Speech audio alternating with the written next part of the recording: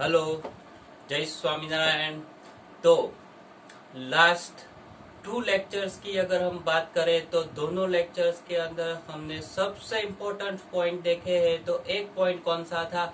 The different type of the magnetic field and the different type of the magnetic forces. आज उसका use करके हमको दो theories करनी है। एक थियरी करनी है, एक है वेलोसिटी सिलेक्टर, और दूसरी थियरी हमको करनी है और वो है the force act between two current carrying wires. Okay, तो आज फर्स्ट थियरी हम करेंगे और वो है वेलोसिटी सिलेक्टर। ओके, तो जो वेलोसिटी सिलेक्टर है वो चीज क्या है, तो वो सबसे पहले हम देखेंगे।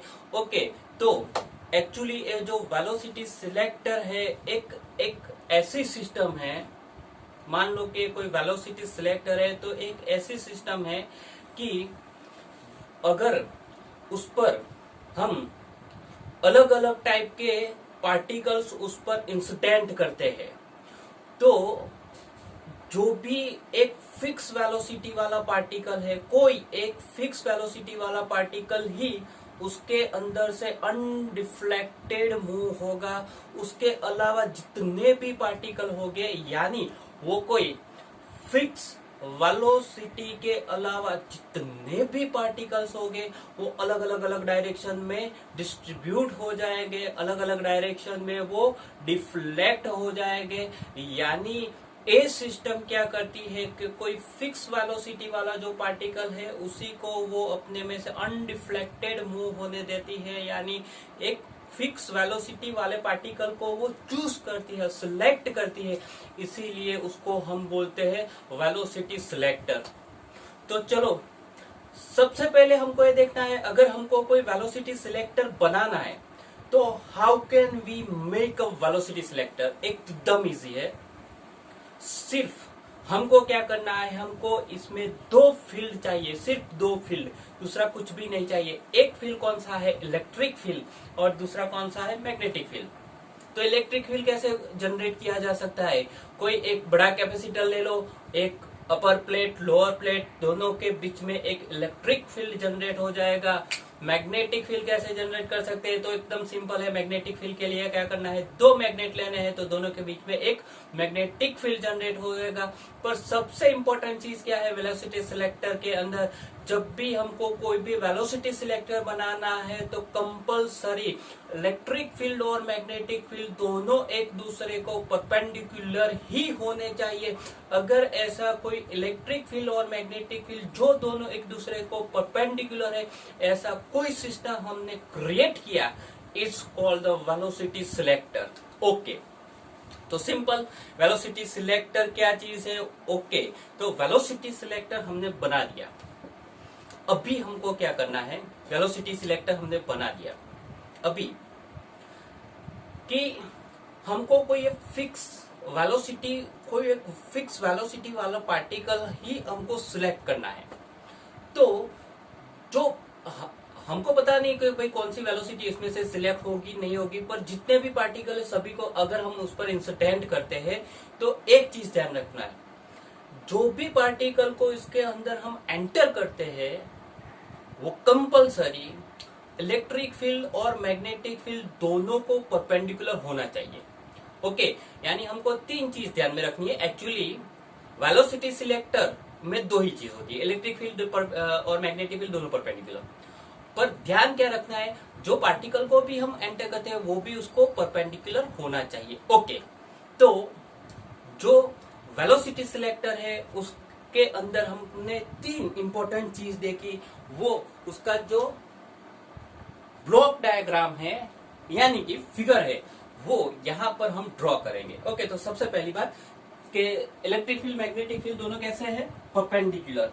तो उसके लिए परपेंडिकुलर है तो मान लो कि इसके लिए हम ड्रॉ करेंगे कि ए कोई इलेक्ट्रिक फील्ड के लिए एक्स एक्सिस है, ए वाई एक्सिस है और ए जेड एक्सिस है। और जो इलेक्ट्रिक फील्ड है वो हम वाई एक्सिस पर लेते हैं जो मैग्नेटिक फील्ड है उसके परपेंडिकुलर है, या तो एक्स या तो जेड, हम उसको जेड एक्सिस पर लेते हैं। और 110% वेलोसिटी, यानी जो हमारा जो पार्टिकल है उसकी वेलोसिटी कैसी होनी चाहिए, इसके परपेंडिकुलर होनी चाहिए। तो कंपलसरी जो वेलोसिटी है वो कंपलसरी कहाँ पर होनी चाहिए, वो एक्स एक्सिस पर ही होनी चाहिए। यानी यहाँ पर वेलोसिटी ऑफ पार्टिकल, मान लो कि यहाँ पे कोई चार्ज क्यू है जो ए डायरेक्शन में वी वेलोसिटी के साथ मूव हो रहा है, सिंपल। इस द वेलोसिटी सिलेक्टर, उसके अंदर से चार्ज मूव हो रहा है। अभी इसका जो कंस्ट्रक्शन है वो हमने देख लिया, और अभी उसकी वर्किंग प्रोसेस क्या है वो हमको देखना है। उसकी वर्किंग प्रोसेस क्या है वो हमको देखना है। तो वर्किंग प्रोसेस में सबसे पहले हमको यहाँ पर वर्किंग प्रोसेस में ये जो चार्ज है उसमें कौन कौन से फोर्स एक्ट हो रहे हैं वो हमको देखना है। चार्ज पर कौन कौन से फोर्स एक्ट हो रहे हैं वो हमको देखना है। तो सबसे पहले ओके, आप सोच के बताओ कि ये जो चार्ज है उस पर कौन कौन से फोर्स एक्ट हो गए। ओके, 1 मिनट सोच के बताओ। Okay, simple. एक तो इलेक्ट्रिक फील्ड है और दूसरा मैग्नेटिक फील्ड है। अगर इलेक्ट्रिक फील्ड है वो कौन सा फोर्स जनरेट करेगा, इलेक्ट्रिक फोर्स जनरेट करेगा। और जो मैग्नेटिक फील्ड है वो क्या जनरेट करेगा, मैग्नेटिक फोर्स जनरेट करेगा। और हम ये भी देख चुके हैं कि जब भी कोई भी चार्ज पर जो इलेक्ट्रिक फोर्स प्रोड्यूस होता है, मैग्नेटिक फोर्स प्रोड्यूस होता है, दोनों का जब एडिशन करते हैं तो हमको क्या मिलता है, लॉरेंट्ज फोर्स। यानी इसको हम लॉरेंट्ज फोर्स भी बोल सकते हैं, या तो नहीं बोलना है तो सिर्फ ऐसे ये भी बोल सकते हैं कि भाई इलेक्ट्रिक फील्ड और मैग्नेटिक फील्ड का एडिशन है। ओके, तो सबसे पहले यहाँ पर कौन कौन से फोर्स एक्ट होंगे, एक इलेक्ट्रिक, दूसरा मैग्नेटिक, और दोनों का एडिशन करेंगे तो हमको रिजल्टेंट फोर्स मिलेगा। तो पर्टिकुलरली यहाँ पर सबसे पहले हमको एक काम करना है, जो इलेक्ट्रिक फोर्स है उसको डिराइव करना है और जो मैग्नेटिक फोर्स है उसको भी डिराइव करना है। तो सबसे पहले जो इलेक्ट्रिक फोर्स है उसका इक्वेशन क्या होगा वो सोच के बताओ। जो इलेक्ट्रिक फोर्स है उसका इक्वेशन क्या होगा। Okay, what is the electric force. Okay, charge Q, electric field E, so F is equal to QE। तो यहाँ पर हमने रख दिया कि फोर्स क्या होगा, F is equal to QE। और दूसरी ये भी बात है कि चलो अगर यहाँ पर इलेक्ट्रिक फील्ड है तो एग्जैक्टली वेक्टर फॉर्म पे लिखना है, तो मैग्नीट्यूड E और यूनिट वेक्टर कौन सा आएगा, इलेक्ट्रिक फील्ड y एक्सिस की डायरेक्शन में है तो यूनिट वेक्टर j कैप आएगा। Okay, this is the one force, the electric force. Now the second force, the magnetic force. Okay, एकदम फास्ट। ओके, तो यहाँ पर मैग्नेटिक फोर्स कौन सा होगा वो सोच के बताओ। Okay, what is the magnetic force? Okay, the magnetic force is equal to q v vector cross b vector। तो यहाँ पर हमारा मैग्नेटिक फोर्स होगा q v vector cross b vector. Okay, simple. तो यहाँ पर भी हम फटाफट वैल्यू रख देते हैं। v यानी क्या लिख सकते हैं, v इंटू क्या लिख सकते हैं, v into good I cap, और B की जगह पर क्या लिख सकते हैं, B इंटू के कैप। ओके, तो यहाँ पर हमने दो फोर्स से उसको डिराइव कर दिया है, फिर भी इसको आगे थोड़ा ज्यादा डिराइव कर सकते हैं। चलो इसमें से हम ये भी लिख सकते हैं, B को यहाँ पर ला दे तो हो जाएगा QVB आई कैप क्रॉस के कैप। अभी यार कोई मुझे बता सकता है आई कैप क्रॉस के कैप करेंगे तो उसका मल्टीप्लिकेशन क्या होगा, क्रॉस मल्टीप्लिकेशन क्या होगा। चलो 2 मिनट सोच के बताओ फटाफट। ओके, सोचो क्या हो सकता है। ओके, बोलो सोच के क्या हो सकता है। ओके, तो पहले भी हम देख चुके हैं, सिंपल। ओके, आई जे के, तो अगर मैं आई क्रॉस जे करता हूं तो जो बचता है वही हमको लिखना है, यानी आई क्रॉस जे करेंगे तो मुझे के लिखना है। अगर मैं जे क्रॉस के करता हूं मुझे आई लिखना है, के क्रॉस आई करता हूं मुझे जे लिखना है, जो बचता है वही मुझे लिखना है। यानी आई क्रॉस के यानी बचा क्या, तो जे बचा, तो मैं कंपलसरी यहाँ पे जे लिख दूंगा। दूसरी चीज, अगर मैं क्लॉकवाइज डायरेक्शन में जा रहा हूं तो मुझे पॉजिटिव करना है, और अगर एंटी क्लॉकवाइज डायरेक्शन में जा रहा हूं तो मुझे नेगेटिव लेना है। तो यहाँ पर हम कौन सी डायरेक्शन में, clockwise direction, anti clockwise direction, कौन सी डायरेक्शन में। ओके, तो यहाँ पर हम देखें तो आई क्रॉस जे कौन सी डायरेक्शन है, एंटी क्लॉकवाइज है, तो मुझे कंपलसरी यहाँ पर क्या लेना पड़ेगा, माइनस लेना पड़ेगा। ओके, तो यहाँ पर हमने दो फोर्स कर दिए। नाउ ये जो दोनों फोर्स है उसको उसके अंदर रख दो, दोनों फोर्स को ऊपर रख दो, तो मुझे मिलेगा the resultant force Q E, oh sorry F E, तो वो हमें क्या मिला, Q E into J cap. और एफ एम, तो वो हमको क्या मिल रहा था, Q B B into J cap, वो भी माइनस, तो यहां पर माइनस हो जाएगा। सिंपल, इसमें से कुछ कॉमन निकल रहा है, तो कॉमन क्या आ रहा है, एक तो Q, ओके Q कॉमन आ गया, और दूसरा J, J के बारे में याद रखो, J को कभी भी आगे नहीं, जो भी यूनिट वेक्टर है वो कभी आगे लिख ही नहीं सकते, यूनिट वेक्टर को कंपलसरी हमें पीछे ही लिखना है। यानी यूनिट वेक्टर को हम कहाँ पे लिखेंगे, पीछे लिखेंगे, यानी यहाँ पर हुआ J कैप, वो हम आगे नहीं लिख सकते, तो यहाँ पर होगा Q E B B, this is the resultant force. अभी देखो कि जो हमारी जो थियरी है वेलोसिटी सिलेक्ट कर, उसके अंदर हमें ऐसा कोई रिजल्टेंट फोर्स डिराइव करने की कोई जरूरत नहीं पड़ती, उसके अंदर इसकी कोई जरूरत ही नहीं है। पर टेक्स्ट बुक में रिजल्टेंट फोर्स डिराइव किया तो हमने कर दिया, क्योंकि कई सम के अंदर इसका यूज होता है, इसलिए क्लियर। यानी वेलोसिटी सिलेक्टर के अंदर इसकी कोई भी जरूरत नहीं है, वो तो हम अलग ही पॉइंट से हम डिराइव करेंगे। ओके, तो मेन तो हमें दो ही चीज चाहिए, मेन तो हमें एक इलेक्ट्रिक फील्ड चाहिए, सॉरी इलेक्ट्रिक फोर्स चाहिए, और मैग्नेटिक फोर्स चाहिए, और जो रिजल्टेंट फोर्स है उसकी कोई भी जरूरत नहीं है। ओके, तो अभी सोच के बताओ, जो वेलोसिटी सिलेक्टर है, मैंने अभी बताया, जो वेलोसिटी सिलेक्टर है वो सिस्टम, उसका यूज क्या है वो मैंने अभी बताया। अब सोच के बताओ क्या यूज है।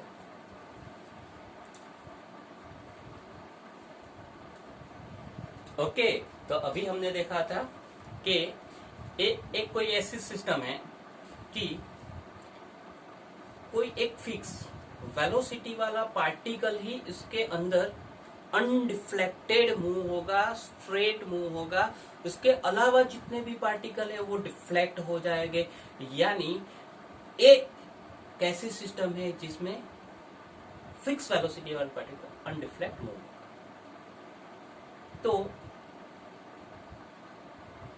वो ये जो प्रोसेस है, यानी जो भी ये फिनोमिना है वो कैसे प्रोड्यूस्ड होगी वो हमको देखना है। चलो, तो उसके लिए सबसे पहले हम यहां पर जाते हैं, वो चीज प्रोड्यूस करने के लिए सबसे पहले यहां पर जाते हैं।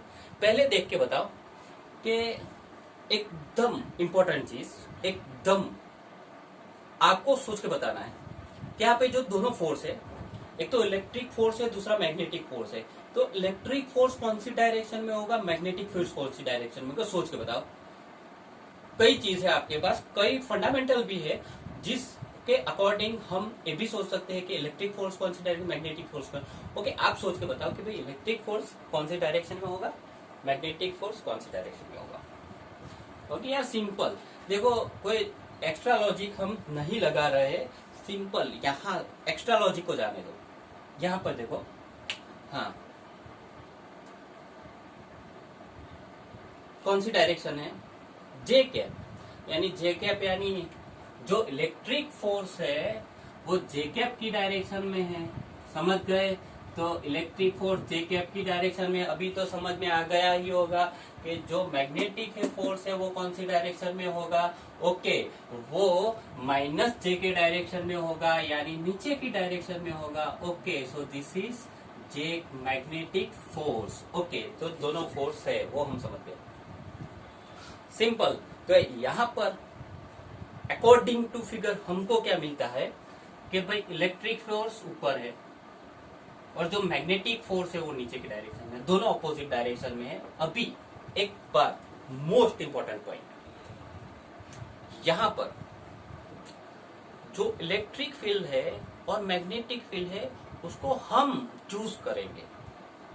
जो इलेक्ट्रिक फील्ड है और जो मैग्नेटिक फील्ड है उसको हम ऐसा चूज करेंगे जिसकी वजह से जो इलेक्ट्रिक फोर्स और जो मैग्नेटिक फोर्स दोनों के मैग्नीट्यूड सेम हो, ओके। फिर से हम क्या करेंगे कि इलेक्ट्रिक फील्ड और मैग्नेटिक फील्ड की वैल्यू ऐसी चूज करेंगे कि जिसकी वजह से जो इलेक्ट्रिक फोर्स है और मैग्नेटिक फोर्स है दोनों फोर्स की मैग्नीट्यूड सेम हो जाएंगे, ओके, एकदम सिंपल। अगर दो फोर्स अपोजिट डायरेक्शन में है, हमने इलेक्ट्रिक फील्ड और मैग्नेटिक फील्ड की वैल्यू ऐसी चूज की जिसकी वजह से उसके मैग्नीट्यूड भी सेम होते, ऑपोजिट डायरेक्शन सेम मैग्नीट्यूड, तो क्या हो सकता है, ओके। तो उसका मतलब क्या हुआ कि जो रिजल्टेंट फोर्स है वो जीरो हुआ। तो यहाँ पर रिजल्टेंट फोर्स हमको जीरो मिल रहा है। The resultant force becomes is equal to zero. क्यों? क्योंकि हमने इलेक्ट्रिक फील्ड और मैग्नेटिक फील्ड दोनों की वैल्यू हमने चूज की है, जिसकी वजह से हमको रिजल्टेंट फोर्स क्या मिल रहा है, जीरो मिल रहा है। चलो, अगर फोर्स जीरो है तो according to Newton's first law, okay, कोई बता सकता है what is the Newton's first law? चलो फटाफट सोच के बताओ what is the Newton's first law.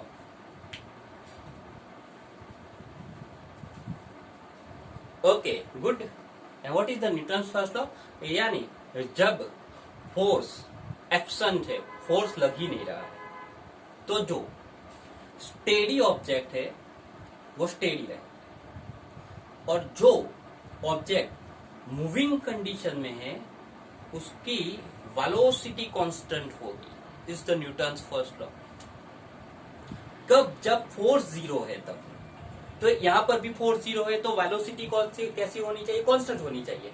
तो यानी जो पार्टिकल है उसकी वेलोसिटी कांस्टेंट होनी चाहिए। एक दूसरा क्वेश्चन एकदम सोच के बताना, जो दूसरा क्वेश्चन एकदम सोच के बताना। चलो मान लो कि जो सन के अराउंड अर्थ रोटेशन करती है तब, अरे ऑलवेज, तो सन के अराउंड में जो अर्थ जो रोटेशन कर रही है उसकी जो वेलोसिटी है वो कांस्टेंट होती है या कंटिन्यूअस चेंज होती है, सोच के बताओ। ओके,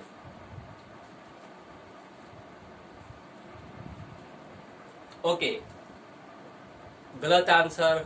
अगर आप ऐसा बोले कि उसकी वेलोसिटी कांस्टेंट होती है, दिस इज गलत आंसर। Okay, why? देखो कि जब एक, ओके, वेलोसिटी का मतलब क्या होता है, स्पीड और वेलोसिटी अलग। अभी आप समझ गए होंगे, स्पीड और वेलोसिटी दोनों अलग चीज है। मैंने वेलोसिटी की बात की, उसकी वेलोसिटी कांस्टेंट नहीं, उसकी स्पीड क्या है, मैग्नीट्यूड कांस्टेंट होता है। वेलोसिटी क्या होती है, मैग्नीट्यूड पर डायरेक्शन। मैग्नीट्यूड तो कांस्टेंट है पर डायरेक्शन तो कंटिन्यूअसली डायरेक्शन चेंज हो रही है। उसका मतलब कि अगर डायरेक्शन चेंज हो रही है तो उसका मतलब कि उसकी वेलोसिटी भी उसके साथ साथ में चेंज हो रही है।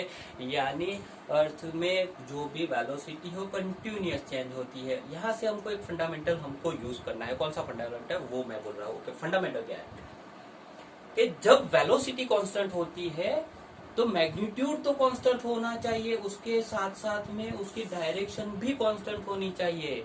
ओके, फिर से वेलोसिटी कांस्टेंट है, उसका मतलब क्या हुआ कि मैग्नीट्यूड तो होगा ही, उसके साथ साथ में डायरेक्शन भी कंटिन्यूअस सेम होनी चाहिए। अगर डायरेक्शन सेम है तो उसका मतलब क्या हुआ कि चलो कोई पार्टिकल ऐसे मूव हो रहा है तो कंटिन्यूअसली वो without any reflection straight path पर मूव होगा। फिर से याद रखना, वेलोसिटी कांस्टेंट है तो ऑब्जेक्ट एकदम without changing the direction straight path पर वो मूव होगा, यानी अनडिफ्लेक्ट मूव होगा। This is the concept.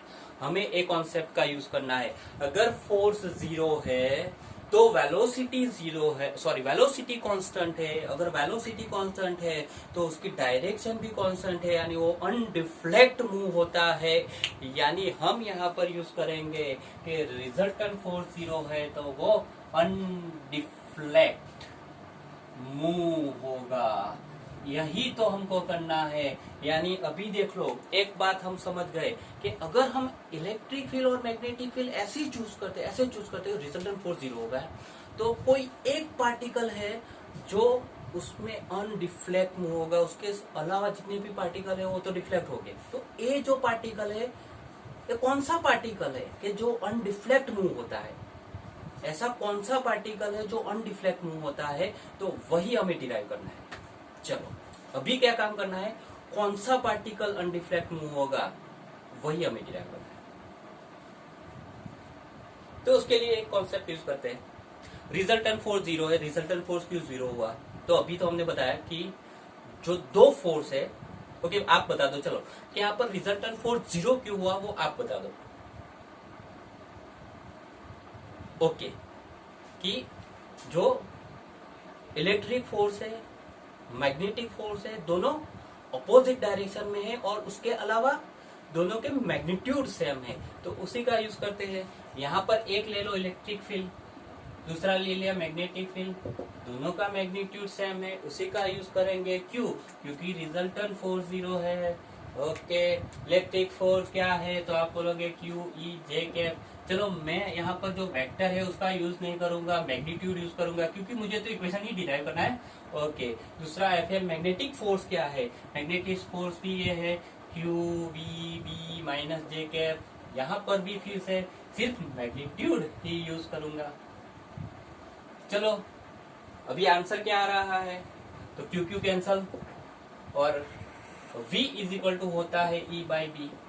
Exactly इसका मतलब क्या हुआ? अगर मैं electric field, magnetic electric force, okay, अगर मैं इलेक्ट्रिक फोर्स, मैग्नेटिक फोर्स दोनों की वैल्यू सेम रखूंगा तो ऐसे ही पार्टिकल अनडिफ्लेक्ट मूव होंगे कि जिसकी वेलोसिटी E बाई बी है। उसके अलावा जितने भी पार्टिकल है जिसकी भी वेलोसिटी E बाई बी नहीं है, वो सभी पार्टिकल डिफ्लेक्ट हो जाएंगे। डिफ्लेक्ट क्यों हो गए? क्योंकि रिजल्टेंट फोर्स जीरो नहीं है। रिजल्टेंट फोर्स जीरो नहीं होगा तो वो डिफ्लेक्ट ही हो गए। यानी ऐसे ही पार्टिकल से वो ही अनडिफ्लेक्ट मूव हो गए कि जिनकी वेलोसिटी क्या है? E by B. This is the concept. और इसी कॉन्सेप्ट का यूज करके हम वेलोसिटी सिलेक्टर बनाते हैं कि वेलोसिटी सिलेक्टर में हम क्या करेंगे, दो इलेक्ट्रिक फील्ड ले लेंगे। दोनों कैसे होने चाहिए? दोनों एक दूसरे को परपेंडिकुलर होने चाहिए। और मान लो अभी देखो कि आपने एक एग्जाम्पल दे रहा हूं, यहाँ पर देख लो। ओके, यहाँ पर एक थियरी है वो एकदम कंप्लीट फिनिश हो गई है। पर चलो अगर आपको ऐसा बोले कि कोई एक यहाँ कोई सारे पार्टिकल है, देखो इसका यूज कैसे करते हैं। देखो इसका यूज कैसे करते हैं कि मान लो कि यहाँ पर कई सारे पार्टिकल है, सपोज कि कोई 5 वेलोसिटी है, कोई 6 वेलोसिटी, कोई 7 वेलोसिटी है, कोई 6.5 वेलोसिटी है, कोई 8 वेलोसिटी। सभी पार्टिकल को ताड़ यहाँ पर हम इंसिडेंट कर रहे हैं और एक ही पार्टिकल को हमें चूज करना है कि जिसकी वेलोसिटी मान लो के 8 है। वेलोसिटी क्या है? 8। उसी को हमें सिलेक्ट करना है। तो कैसे करेंगे कि यहाँ पर एक इलेक्ट्रिक फील्ड ले लिया, चलो कि वो 10 है। इलेक्ट्रिक फील्ड कैसा है? 10। अभी हमें एक इलेक्ट्रिक फील्ड चलो 10 है, तो मैग्नेटिक फील्ड को एकदम ओके, इलेक्ट्रिक फील्ड तो हमें पता ही है। अभी मैग्नेटिक फील्ड की वैल्यू हमें फिक्स कर देनी पड़ेगी। चलो आप सोच के बताओ मैग्नेटिक फील्ड की वैल्यू हम पहले कैसे चूज करेंगे? सिंपल कि चलो इलेक्ट्रिक फील्ड है 10, वेलोसिटी मुझे कंपलसरी चाहिए 8, उसके अलावा सभी डिफ्लेक्ट करने हैं। तो मैग्नेटिक फील्ड भी हम अभी कौन से इक्वेशन से यूज करेंगे? ए वाला तो अगर ए इक्वेशन के अंदर मैं वैल्यू रख दूं तो इलेक्ट्रिक फील्ड क्या है, ओके चलो यहाँ पर तो B इज इक्वल टू क्या हो जाएगा, देखो यहाँ पर B इज इक्वल टू हो जाएगा E by V. What is E? 10 और V क्या है 8। तो अगर मैं मैग्नेटिक फील्ड की वैल्यू इतनी रखता हूँ 10/8, मैग्नेटिक फील्ड की वैल्यू इतनी, इलेक्ट्रिक फील्ड की वैल्यू 10, और ये जो फील्ड है, ये फील्ड के अंदर अगर मैं इस सभी पार्टिकल को एंटर करूंगा तो सिर्फ जिसकी वेलोसिटी 8 है वही अनडिफ्लेक्ट मूव होगा, उसके अलावा सभी पार्टिकल डिफ्लेक्ट हो जाएगा। Is called the velocity selector. Okay, this is the most important theory, तो अच्छी तरह से प्रिपेयर भी कर देना। ओके, जय स्वामी नारायण।